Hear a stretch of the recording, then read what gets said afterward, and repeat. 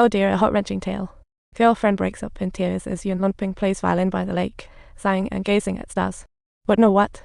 A love seed sprouts secretly. At the joyful graduation, Yuan Longping's excited like a kid by the campfire, while Dong Jai watches silently. Yuan Longping notices the lost bird and learns Dong Jai's sadness over the impending farewell. He gives Yuan a mysterious gift, hoping to preserve their bond. However, at the time, Yuan Longping didn't catch on to the hints. Time flies, and soon it's 1961, with famine still lurking, and although famine eased, food supplies remain tight. Secretary Cheng anxiously focuses on last year's high-yield rice. The principal reports hastily that the offspring of high-yield rice vary, none matching the original. Teacher Lei seizes the moment, as if having bitten into a white rabbit candy, angrily scolding Yuan Longping.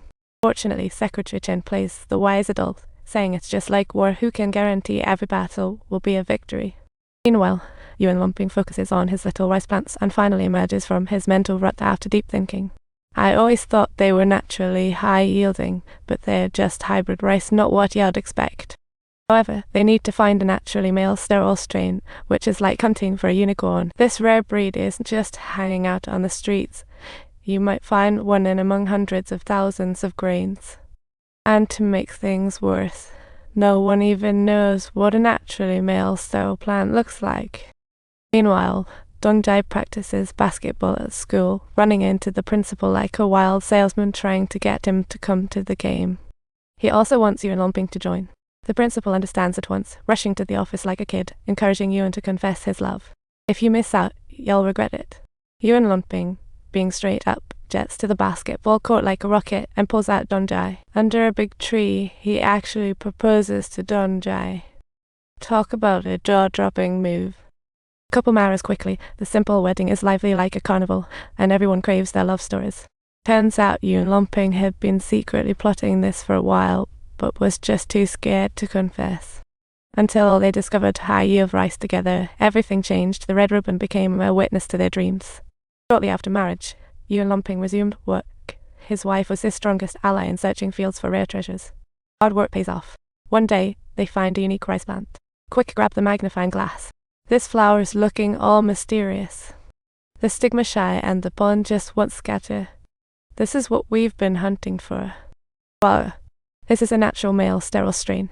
Yuan Longping is over the moon, rushing to transplant this treasure back to the lab. While others slack, Yuan Longping keeps working hard, and after 2 years, finally succeeds. He selflessly shares his findings. Just when things seem to be on the up and up, a storm from the Thames looks closer. That day, Yuan Longping still toiled in the field when his wife rushed in like wind, saying their home was under attack, like a natural disaster. By the time he rushes back, he finds ruins. It's like a storm struck, leaving his hard work shattered, aching his heart. All night, he mournfully sat by the river, wanting to cry but finding no tears to shed. Sorrow filled his heart. The next morning, 2 students sprint over like they're announcing lottery results, bringing great news. Turns out, before all those people arrived, they secretly moved the prized rice and hid it in a stinky ditch. Hearing this, Yuan Longping's hopes reignite. But just when things look good, another twist comes along.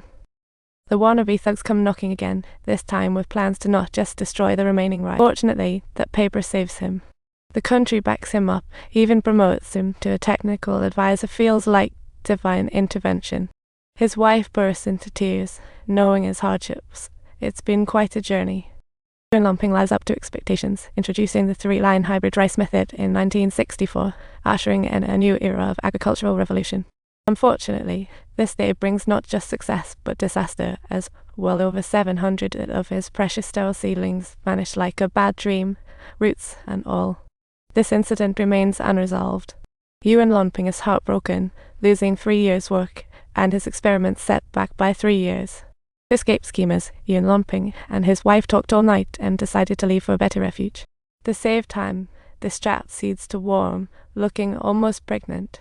But that's led to its fair share of troubles. During the day, they toil in the fields, while at night, they burn the midnight oil. Over the years, they conducted over 3,000 experiments, planting thousands of rice plants, yet results remain discouraged. Facing a series of failures, Yuan Longping realizes he needs to break free from tradition, then inspiration strikes. He suddenly hatches a brilliant idea. Could it be that our sterile rice is too closely related? At that moment, another student pipes up. We've got this huge chicken at home, might even have some foreign relation. After hearing that, Yuan Longping's mind lights up. Rice deserves wild rice crossbreeding. No time wasted. The next day, they head to the mountains in search of wild rice.